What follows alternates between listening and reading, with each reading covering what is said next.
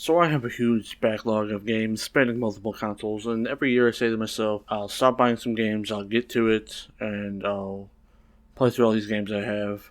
But eventually I stop, fail, just keep buying more games, just keep playing one game for a really long time, and then play a multiplayer game for a really long time too, like Warzone. Like I'm playing it like every weekend, and sometimes like for hours on end, like non-stop during the weekday too. So with 2021, I actually want to get this down since it's a new hardware cycle, so there's not many games coming out. There probably won't be for like 3 or 4 years that those games that are really worthwhile. I do have a Series X. I got that. So I found like I did the all access deal from Walmart and just grabbed it, so don't have to worry about it down the road. Now for this backlog battle, I'm only focusing on the Xbox platform, so that includes Windows 10 because it's my main platform and I have the most games for it. In January, I went and wrote down every digital game I haven't finished or even played, put them into a list. I do have a physical backlog, but that one's much smaller and easily I know which ones I haven't played because they're really just right behind me or away from the other games.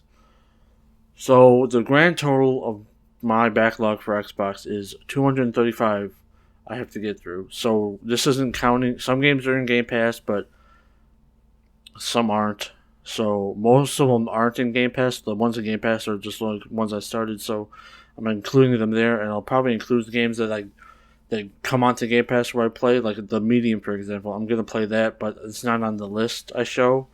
So I'll talk about those games on the channel somewhere or the other. Now that's a lot of games. Some people don't even play that in a whole console generation. Some people just like play 2 or 3 games a year.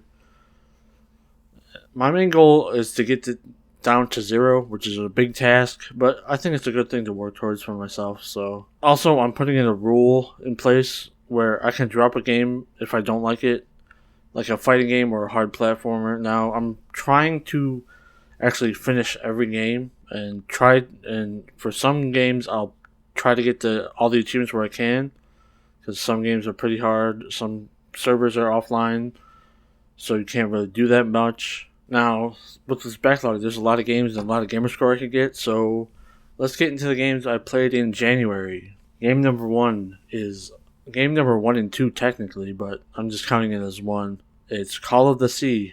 Now I did start this in December of 2020, and I like ended off stopping with like 30 minutes left on it. Now, full disclosure, I'd beaten this twice with Windows 10 and Xbox, but I used Mech91's guide for this because puzzle games aren't really my jam.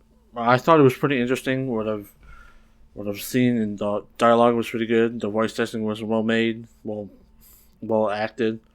It's a well made game, but I played this on the original Xbox One, and that was kind of rough. It had a lot of slowdown, and the textures were kind of gross looking. It's pretty short, and it's on Game Pass, so pretty good. 2,000 gamer score. Didn't take me that long. Game number two was Freddy Spaghetti. This was an achievement game I bought with my Christmas money.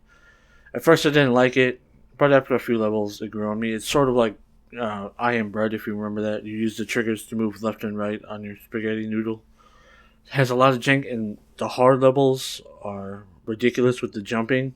It's very frustrating, but I think it's a hidden gem for an achievement game. It'll take around you an hour. Game number three is a sports game, NHL 94 Rewind. I only played this because it was a somewhat easy game. It's on EA Play, which is on Game Pass Ultimate. So I played it. Now I haven't played the original version of NHL 94, so playing this in 2021 is kind of hard to play. But once you get the hang of the scoring trick and start winning some games, it'll only take you a few hours to get the 1,000. So something I played for gamer score. Like most of those games I play for gamer score will probably be my Blitz series, my Achievement Hunt Blitz series, but some will be splattered here and there if I deem them long enough or worthy enough of being in this part. Number 4 is Crayola Scoot. Now, I've already done this on PS4. I've gotten the Platinum. I did Let's Platinum series on that. So you can watch that if you want. I grabbed this during the Christmas sale on Xbox. It's easy completion. Didn't mind me playing this. It's like Splatoon plus Tony Hawk's Pro Skater, which is pretty good. It's one of my Tony Hawk's Pro Skater is one of my favorite games, so I had to play it again. When I played this, I knew what to do, so it took me half the time. It took me 4 hours to do instead of the 8 that you usually have to do. Number 5 is Monster Blast. It's a cute little twin stick shooter. I think it's made by 2 people, but it's pretty easy, and the bosses are total pushovers.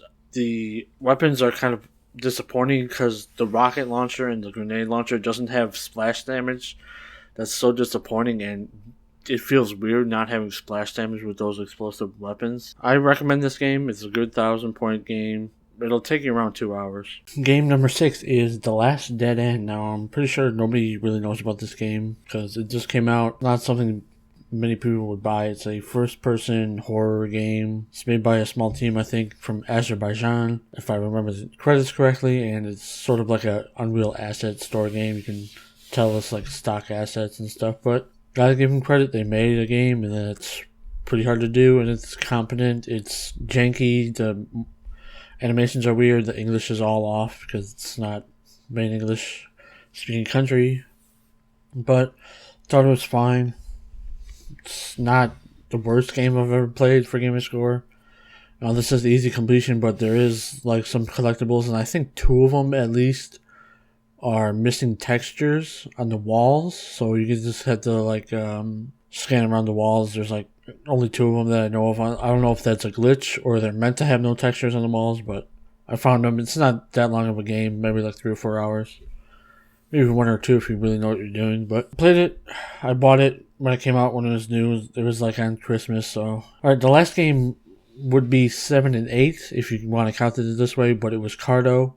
Now this is another Gamer Score game, another puzzle game where I used the guide for it. And I'll link all the guides I used for all these games in the description if I used one.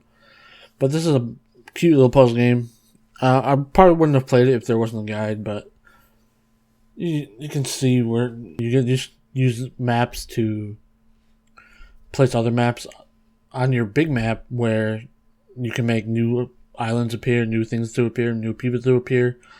Thought it was really great, but so far for January, I've only beaten 7 games. Now, the reason why Forza Horizon 4. Now, I've did both of the DLCs and the main game, but I just still need to do some playlist series stuff for achievements. I'm debating on that, and I need to do Eliminator, which is the Battle Royale mode, but I didn't include it here, but I'll have it in the February's thing, because that's when I actually finished the Lego DLC. But hope you enjoyed this video, and hope you enjoyed this series. So here's to a more productive February for me, backlog wise. So see you in the next video.